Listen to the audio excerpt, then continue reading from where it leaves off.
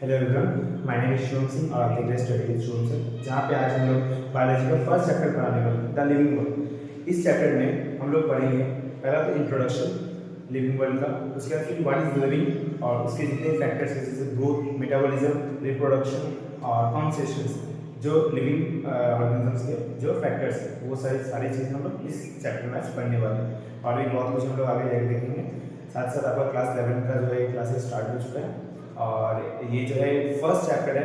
जितने भी स्टूडेंट्स हैं जो है बेसिक से स्टार्ट करना चाहते हैं, जैसे कि बायोलॉजी में पढ़ना चाहते हैं, उनके लिए ये जो वीडियो है ये बहुत ही हेल्पफुल रहेगा।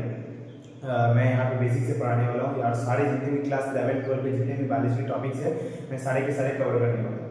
तो आप हमारा पहला टॉपिक है द लिविंग वर्ल्ड, जहाँ पे लिखा गया है the earth is home for diverse form of all living organisms. Diverse form of all living organisms को हम लोग मतलब समझेंगे यहाँ पे।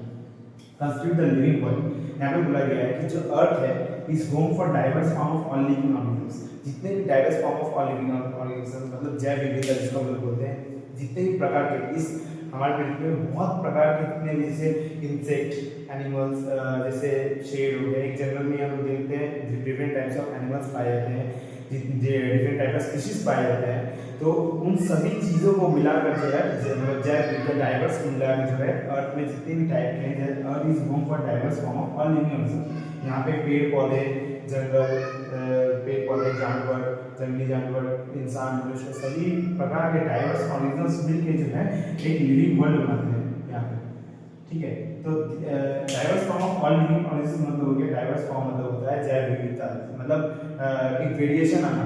जितने भी हम लोग जितने भी एरिया हम लोग कवर करते हैं उसमें वेरिएशन आना, जिसको हम लोग डाइवर्स बोलते हैं। Diverse form of all living organisms मतलब अलग अलग प्रकार के जो है बेसिकली स्पीशीज पाए जाते हैं।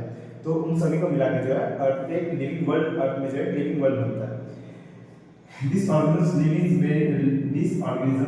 in various habitats like forests, mountains, deserts, oceans, freshwater bodies, hot springs, polar regions and almost everywhere place of the earth। ये जो organisms है ये बहुत सारे जगह पर पाए जाते हैं, ऑलमोस्ट जितने भी अर्थ के जितने भी प्लेसेस हैं।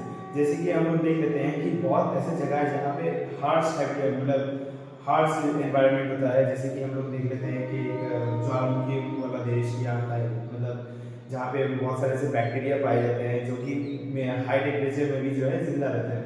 तो हम लोग देख लेते हैं कि लिविंग ऑर्गेनिज्म है वो बेसिकली सभी जगहों में पाए जाते हैं। जैसे कि उनका हैबिटेट सभी जगह, जैसे हम लोग जैसे हैबिटेट का मतलब क्या होता है यहाँ पे, हैबिटेट का मतलब होता है कि जिस जगह वो मनुष्य या कोई भी जानवर रहता है वो उसका एक हैबिटेट बन जाता है।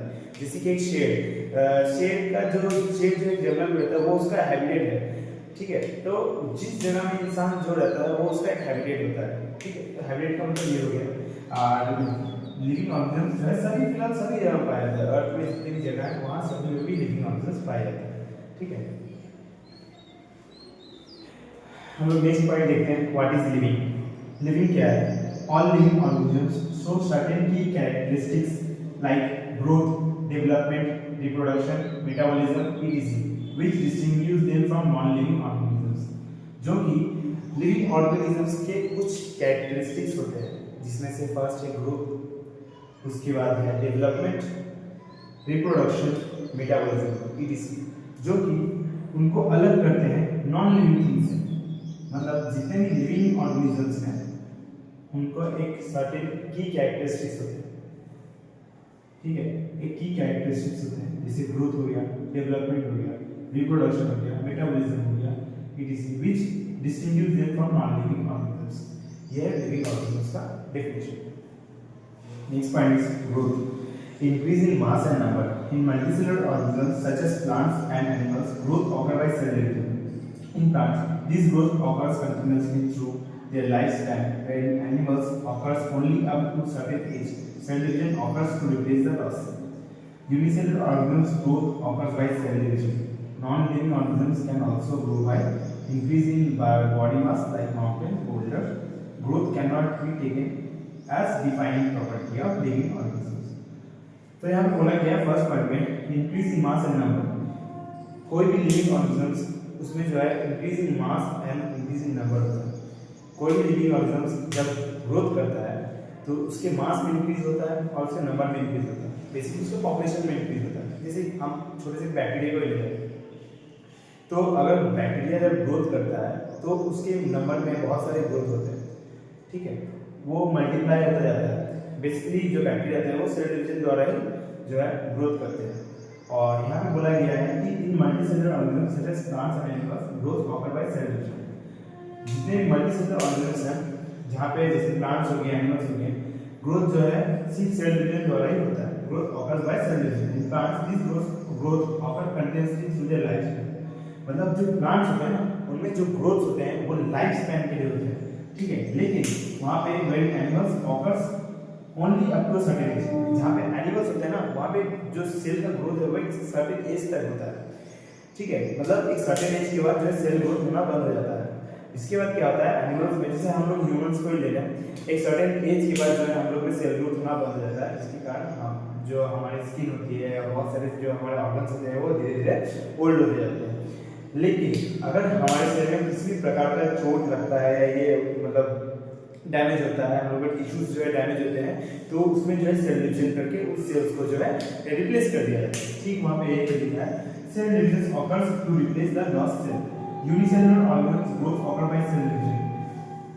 यूनिसेलुलर ऑर्गेनिज्म जितने भी यूनिसेलुलर ऑर्गेनिज्म है वो उनके जो ग्रोथ है वो भी सेल डिवीजन द्वारा ही होता है, ठीक है। जैसे यूनिसेलुलर ऑर्गेनिज्म को हम लोग जो है उनकी ग्रोथ को जो है माइक्रोस्कोप द्वारा देख पाते हैं, माइक्रोस्कोप द्वारा देख पाते हैं, जहाँ पे ऑब्जर्व कर पाते हैं बेसिकली माइक्रोस्कोप द्वारा उनका ग्रोथ किस प्रकार से हो रहा है। जैसे बैक्टीरिया, वायरस और भी बहुत प्रकार के, उसमें से एक बैक्टीरिया का हम लोग लेते हैं जिसका हम कल्चर करते हैं, एस्टेरिया कोली की गोली को हम लेते हैं। हम बहुत बार से देखते भी हैं माइक्रोस्कोप में, जहाँ पे बैक्टीरिया के कल्चर को, बैक्टीरिया ग्रोथ को देखते हैं, ठीक है। Non living organisms can also grow by increasing body mass.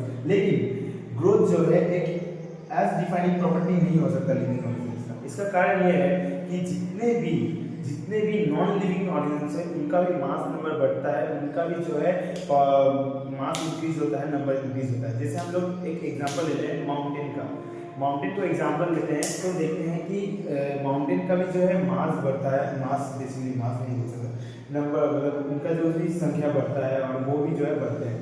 तो अगर हम देख सकते हैं कि अगर ग्रोथ को एक डिफाइनिंग प्रॉपर्टी एज अ देखें कि ग्रोथ डिफाइनिंग प्रॉपर्टी हो सकता है, तो ये बिल्कुल नहीं हो सकता, क्योंकि नॉन लिविंग ऑर्गेनिजम्स की भी ग्रोथ होते हैं। अगर growth defining property non living हो तो हम लिविंग और नॉन लिविंग में मतलब डिस्टिंग्विश नहीं कर पाएंगे, मतलब हम लोग फर्क नहीं निकाल पाएंगे कौन लिविंग है कौन नॉन लिविंग है। तो ग्रोथ को हम लोग डिफाइनिंग प्रॉपर्टी नहीं रख सकते, ठीक है। तो ये है ग्रोथ का पूरा ये, ठीक है। तो अगर हम देखेंगे कि यहाँ पे रिप्रोडक्शन क्या है, रिप्रोडक्शन हम लोग नेक्स्ट पॉइंट देखते हैं, रिप्रोडक्शन में रिप्रोडक्शन को हम लोग जब देखते हैं, यहाँ पे लिखा है a characteristic way of living organisms is the process of producing offspring possessing features similar to those of parents। मतलब यहाँ पे बोला गया है कि लिविंग ऑर्गेनिजम्स का ये एक ऐसा कैरेक्टरिस्टिक वे है जहाँ पे वो ऑफस्प्रिंग्स प्रोड्यूस करता है। इसका मतलब होता है कि हम जो लिविंग ऑर्गेनिजम्स होते हैं वो अपने ही समान संतान उत्पन्न करने की प्रक्रिया को हम बेसिकली रिप्रोडक्शन बोलते हैं। मतलब हमारे जैसे संतान उत्पन्न होते हैं उनका फीचर्स भी हमारी तरह सेम होता है। जैसे कि हम लोग देते हैं ह्यूमंस को, बेसिकली ह्यूमंस जब रिप्रोडक्शन करते हैं तो हमारी तरह ही जो एक संतान उत्पन्न होता है, जिनके हमारी तरह ही उनके फीचर्स होते हैं, ठीक है, वो हमारे तरह ही होते हैं। तो बहुत सारे ऐसे मतलब रिप्रोडक्शन में जैसे एक लिविंग ऑर्गेनिज्म सबसे कैरेक्टरिस्टिक वे है, हम लोग से डिफाइनिंग फीचर भी हो सकते हैं रिप्रोडक्शन का। यहाँ पे characteristic of living organism is the process of producing of offsprings. Offspring producing करने का एक कैरेक्टरिस्टिक वे, मतलब लिविंग ऑर्गेनिज्म से एक कैरेक्टरिस्टिक वे जहाँ पे वो ऑफस्प्रिंग प्रोड्यूस करता है positive features similar to those of parents. मतलब ये जो फीचर्स होता है, मतलब जो फीचर्स है वो similar to those of parents, मतलब जो ऑफस्प्रिंग प्रोड्यूस कर रहे हैं, जो पेरेंट्स ऑफस्प्रिंग प्रोड्यूस कर रहे हैं उनके तरह ही जो है सिमिलर है उनके फीचर्स। जैसे मल्टीसेलुलर ऑर्गेनिजम्स, उनका मोड ऑफ रिप्रोडक्शन का sexual mode of reproduction, sexual mode बोलने का ये मतलब है कि वो किसी पे जो है निर्भर होते हैं। Basically sexual mode of reproduction का मतलब होता है किसी के ऊपर निर्भर होना, ठीक है। तो मतलब इसमें जो है हमेशा दो जने की जरूरत पड़ती है, ठीक है, दो जने की जरूरत पड़ती है सेक्सुअल मोड ऑफ रिप्रोडक्शन में। और सम लिविंग ऑर्गेनिजम्स, कुछ ऐसे लिविंग ऑर्गेनिजम्स हैं जिसमें असेक्सुअल प्रोडक्शन होता है, असेक्सुअल रिप्रोडक्शन होता है जिसे हम लोग फंगी लिखते हैं, यानी इसमें इनको जो है बेसिकली किसी को रिप्रोडक्शन की जरूरत नहीं पड़ती, ये खुद स्पोर्स प्रोड्यूस करके जो है अपना रिप्रोडक्शन यानी अपनी संख्या बढ़ा सकते हैं।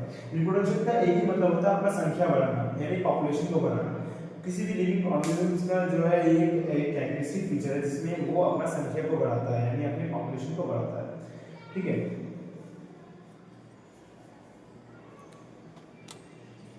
नेक्स्ट पॉइंट हम लोग देखते हैं रिप्रोडक्शन का ही, जहाँ पे हम लोग पता करेंगे मोड ऑफ रिप्रोडक्शन क्या होता है। मोड ऑफ रिप्रोडक्शन का मतलब होता है कि एक जो मतलब हम कहते हैं बेसिकली कि जो लिविंग ऑर्गेनिजम्स है उनके मोड ऑफ रिप्रोडक्शन क्या होता है।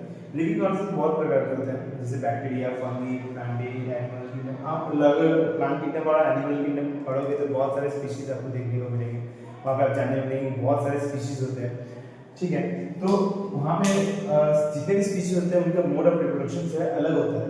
ठीक है, जिसे हम लोग यहाँ पे देखते हैं फंगी, फंगी का जो मोड ऑफ रिप्रोडक्शन होता है वो अलग होता है, जिसे कि वो spores produce asexual spores produce करते हैं, producing millions of asexual spores. Fungi जो है स्पोर्स असेक्सुअल स्पोर्स प्रोड्यूस करते हैं। ठीक वहाँ पे हम लोग देखते हैं फिलामेंटस एल्गी होता है, फिलामेंटस एल्गी एंड प्रोटीनिमा, प्रोटीनिमा ये दोनों का जो है तो वो जो मोड ऑफ रिप्रोडक्शन होता है वो होता है मासेस मल्टीप्लाई बाय फ्रैगमेंटेशन। वो जो फ्रैगमेंटेशन द्वारा जो है अपना जो है पॉपुलेशन बढ़ाते हैं, बेसिकली अपना जो है रिप्रोडक्शन करते हैं। ठीक, यहाँ पे yeast and hydra, yeast and hydra का जो मोड ऑफ रिप्रोडक्शन होता है बड़ी मुकुला जिसको बेसिकली हम लोग बोलते हैं। प्लानिडिया का हम लोग देखेंगे यहाँ पे, प्लानिडिया जो to regeneration of fragmented parts, जो मतलब जो फ्रैगमेंटेड पार्ट्स होता है तो टू रीजनरेशन होता है, मतलब पुनर्वृद्धि होती है उसकी, फिर से रीजनरेट करते हैं वो लोग, उनके जो फ्रैगमेंट पार्ट्स होते हैं। फ्रैगमेंटेशन मतलब जो होता है उनके जो पार्ट्स होते हैं, उनके शरीर के पार्ट्स होते हैं, उनके शरीर के जो मतलब छोटे छोटे पार्ट्स होते हैं वो फिर से जो रीजनरेट करते हैं बेसिकली। तो इस तरह से जो है उनका जो है बेसिकली रिप्रोडक्शन होता है। और ह्यूमन में तो हम जानते हैं वो सेक्सुअल रिप्रोडक्शन होता है बेसिकली, इससे पहले वाले ये मैं बता चुका हूँ। ठीक है, some living organisms can not reproduce, जैसे म्यूज, वर्कर बीज, ह्यूमन। कुछ ऐसे लिविंग ऑर्गेनिजम्स होते हैं जो कि प्रोड्यूस नहीं कर सकते, रिप्रोडक्शन नहीं कर सकते, वो बेसिकली इनफर्टाइल होते हैं या स्टीराइल होते हैं, मतलब बेसिकली वो लोग जो है रिप्रोडक्शन नहीं कर पाते हैं। जैसे कि कुछ जैसे हम लोग ने म्यूज, वर्कर बीज और इनफर्टाइल एनिमल्स जो बेसिकली मतलब रिप्रोडक्शन नहीं कर सकते, मतलब अपने ही ऑफस्प्रिंग्स प्रोड्यूस नहीं कर पाते, अपने समान संतान उत्पन्न करने की क्षमता उन पर नहीं होती। तो इस तरह देखते हैं कि जो है जो लिविंग नॉन लिविंग ऑर्गेनिजम्स हैं वो भी रिप्रोडक्शन नहीं कर पाते हैं। ठीक है, तो इसलिए हम ये बोल सकते हैं कि जो ये रिप्रोडक्शन है ये inclusive defining feature of living organism नहीं है। ठीक है, मतलब ये जो है लिविंग ऑर्गेनिजम्स को डिफाइन नहीं करता है, बेसिकली ये जो फीचर है ये लिविंग ऑर्गेनिज्म को डिफाइन नहीं कर पाता है। ठीक है, तो अब रिप्रोडक्शन को हम लोग यहाँ पे पढ़ चुके हैं। रिप्रोडक्शन का हम लोग ने आज पढ़ा है what is living, living word का हम लोग ने डेफिनेशन पढ़ा है, साथ साथ हम लोग ने पढ़ा है ग्रोथ और रिप्रोडक्शन हमने पढ़ा है। नेक्स्ट वीडियो में मैं लेके आने वाला हूँ मेटाबॉलिज्म और जो है मेटाबॉलिज्म और मेटाबॉलिज्म की वीडियो लेके आने वाला हूँ मैं नेक्स्ट वीडियो में। तो आप मेरे साथ बने रहिए। थैंक यू फॉर वॉचिंग, और अगर आपको ये वीडियो अच्छी लगी तो सब्सक्राइब जरूर कीजिएगा। थैंक्स।